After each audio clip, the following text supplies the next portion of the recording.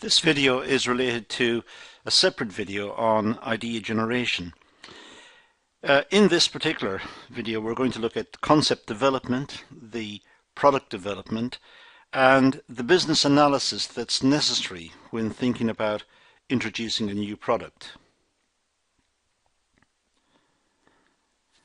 Now, we start with the concept development process, which looks into new ideas in more detail, and it determines or attempts to determine whether the idea is feasible, whether the idea should be taken up or not. So we start with an idea. The idea really is just it's a concept. It's just something in our minds. Perhaps we've articulated it on paper, but it hasn't got very far. Now the concept development is taking it the next step along. There is more focus taken into the marketing and development of the product. So there's more emphasis on will the product be successful in the marketplace? Does it address a customer need? And what sort of development is necessary? It may be possible to prototype the product and test it with customers, but it depends, of course, on the nature of the product. It may be a service, in which case prototyping is not exactly the right word. A service may be illustrated or demonstrated to potential customers. But as far as possible at this stage, what the company is trying to do is pick up information about the product to see how it would be received in the market. And to this end, research is the key, trying to determine whether it's worth going ahead, making perhaps a large expenditure on development and then on marketing and tooling up to produce it, altering the workplace to accommodate it, and so on, to see if it's worthwhile, to see what the customer reaction will be. Now, concept development relies on the following feedback from customers. Do customers understand the new idea? Do they have a need for it? And do they understand it? Can they relate to the product? Or is it something that requires some thinking about on their part, and perhaps they're not prepared to do that, they're not prepared to learn the product? They want something which is easy to use, fits in with their current lifestyle, fits in with the other products they purchase. Something new may be a challenge. So do they understand it? Does the product represent distinct features, benefits for customers? And is there a need for the product? If there's a need for the product, if the current set of products that customers can access, if they don't entirely meet the customer's requirements, if there is a niche, if there is a gap in that selection of products that's available to the customers, and this product fills the gap, then it is more likely to succeed. Of course, the big question is, would the customers buy the product? Would they see it as fulfilling a need that is hitherto unfulfilled? And if it does fulfill the need, would they be prepared to pay for it? Would perhaps the customers buy the product instead of some current brands in the market? Would they switch away from something perhaps that's already in the market that they currently buy, and would they buy the new one? Customers are brand loyal. Once they've bought a product several times and the product has given them satisfaction, they may continue to buy it. They become loyal to a particular product. Well, a new product which replaces the existing one may have problems penetrating the market, may have problems getting in, because the customers resist it. The customers, or the likely customers, should be asked to make suggestions for improvements. as far as possible during the whole process of considering whether to introduce a new product or not, customers and potential customers, I should say, should be asked and consulted what would they like to see. What should the product look like? What should it do?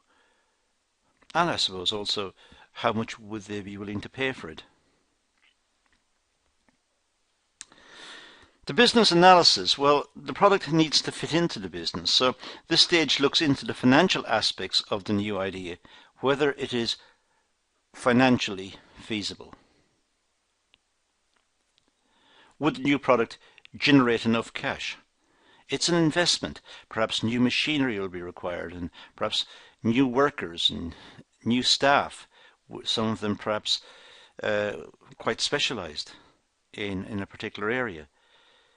So there is investment. What's the return on the investment? Would the introduction of the new product generate sufficient cash to give a good return on the investment? The following are factors the business need to consider. First of all, the demand for the product. Is the pricing realistic? Given the product and given the importance of the product to customers, is the pricing realistic? What's the potential sales for the product? How big is the market? What competitors exist? How can the business generate sales in the face of competition from existing competitors? And can the business encourage customers to buy the product and to return and buy it again? What's the cost of the product? How many what percent, if you like, of the organization is going to be dedicated to the production of this? How does it rank in terms of the production portfolio that the business has got? Will it take a lot of resources? Will a lot of facilities be required? Will the business need to get specialist machines? Will it require specialist workers? How will the stores cope, and distribution and logistics? How will they manage?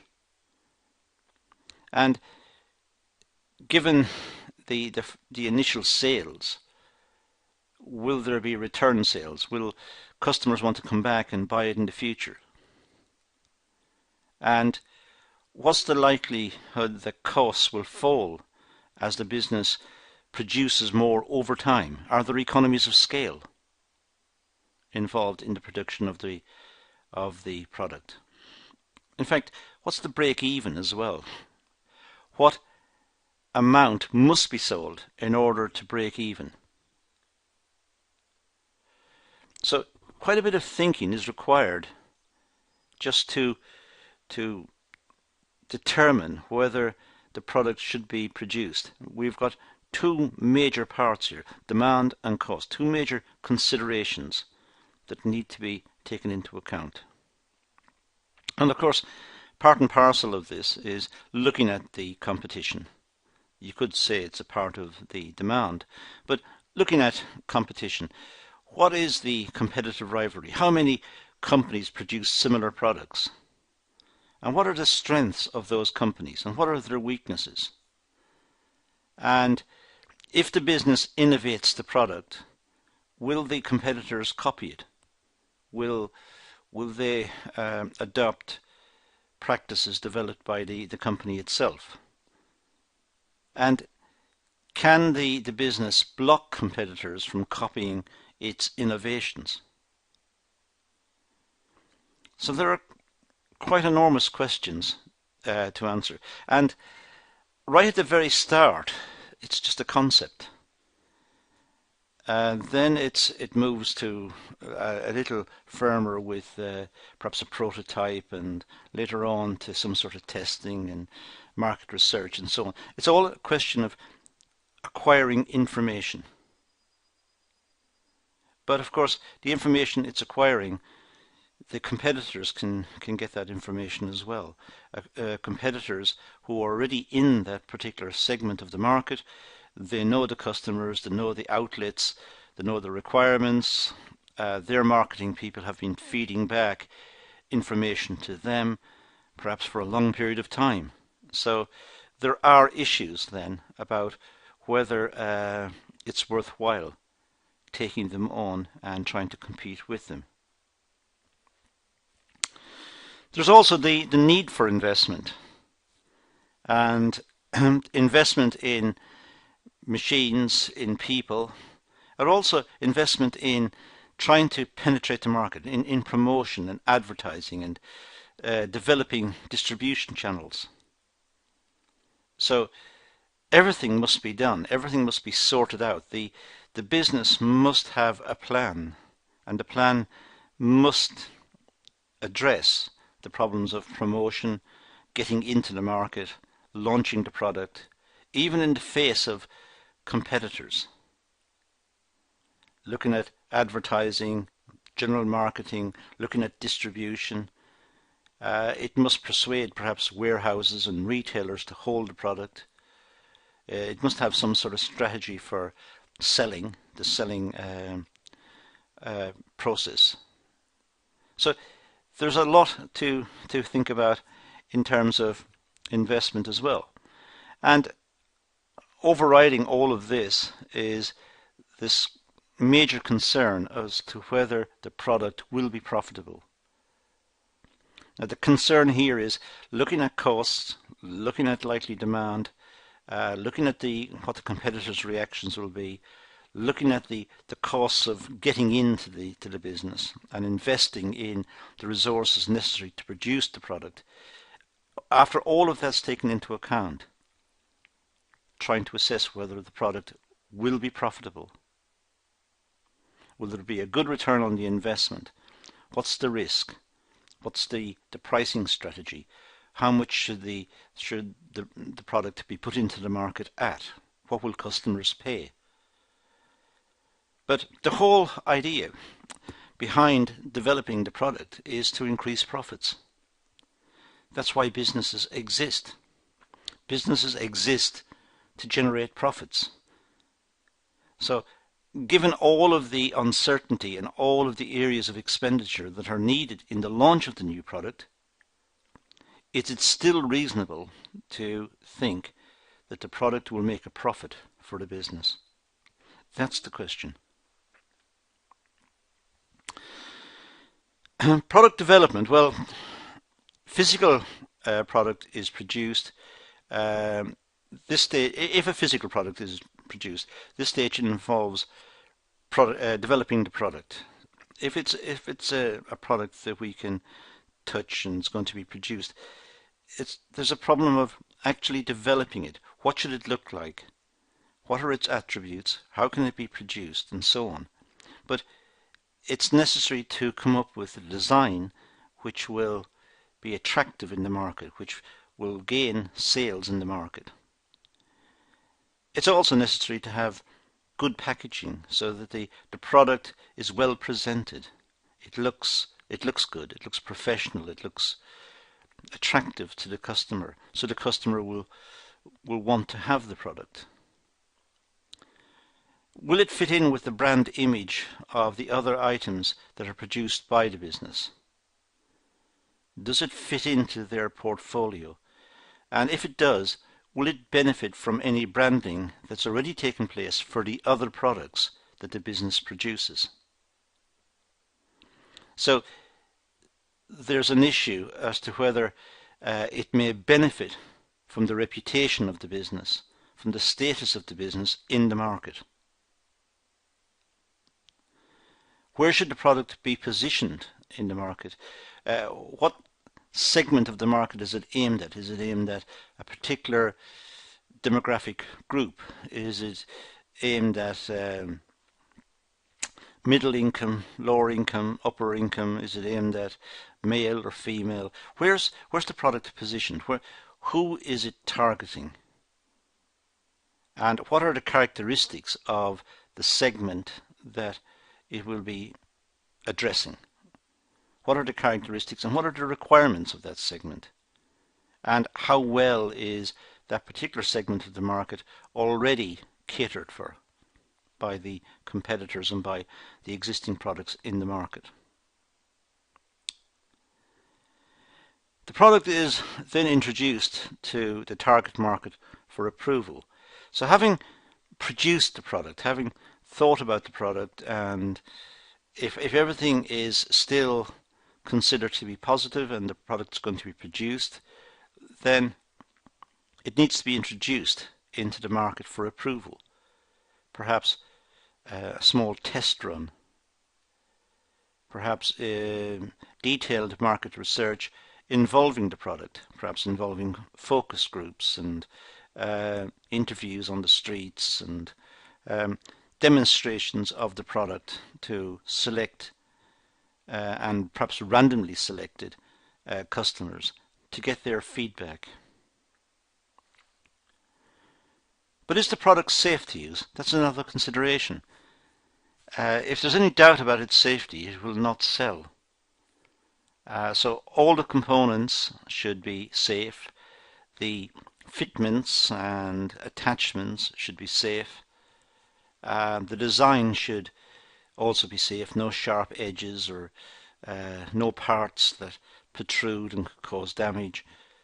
So the product design is very important to ensure that the product is safe to use. It's necessary to determine, as I've been saying earlier, whether the product is financially feasible. Is it worthwhile doing it? Will it cover the cost and will it generate a profit? As I said earlier, the business exists so as to generate a profit for its shareholders. But there are many stakeholders involved in the business as well. There are the workers and the management and the people further on the supply chain and the suppliers of components and raw materials. There are many stakeholders involved, and each one of them wants to see a successful product. So it's important to do some sort of assessment of the financial feasibility of the product to see, will it be worthwhile making it, introducing it and producing it. Is the product easy to understand and use?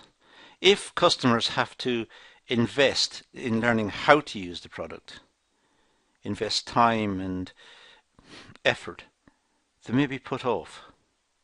So the product should be easy to understand and easy to use. If it is, it stands a better chance. Is it safe and cheap to manufacture? Workers, their welfare is very important. So if there are issues surrounding the production of the item which can cause hurt or harm to the workers, if it's dangerous to produce in any way, there are issues that need to be addressed. And is it cheap to produce? Does it fit in with the existing lines of production? Perhaps there are economies in using the existing machinery or the existing capability of the business to produce the extra items by switching over production, and just a small amount of retooling generates the new product. If that's the case, it stands a better chance of being produced.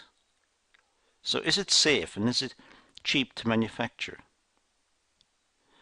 And can the packaging be designed in a way that will attract customer attention?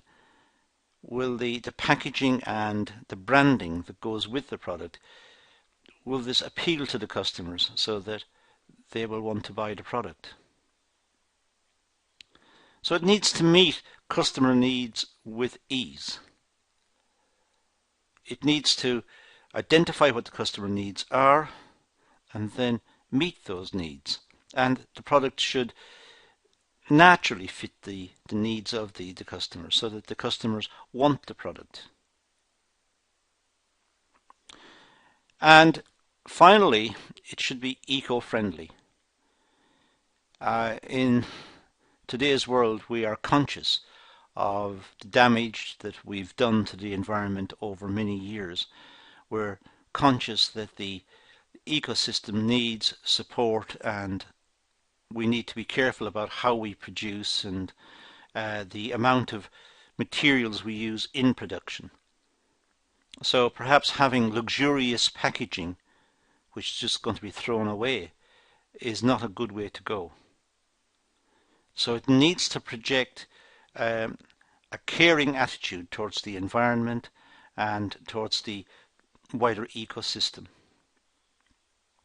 So these are some of the issues that we can identify in product and business analysis related to product development. You can see from the list there are many issues, and many points would suggest that a great deal of care, I should say, should be exercised in the development of a new product. It relates to not just the customer, but to the environment, to the way in which the product is produced, to the competitors that exist in the market, to the potential competitors that may come in the future. So there are many issues surrounding the production and development of a new product. These are some of the ideas that we can identify in this session. And that's all I'm going to deal with in this session. I'm going to leave it at that and say thank you for watching.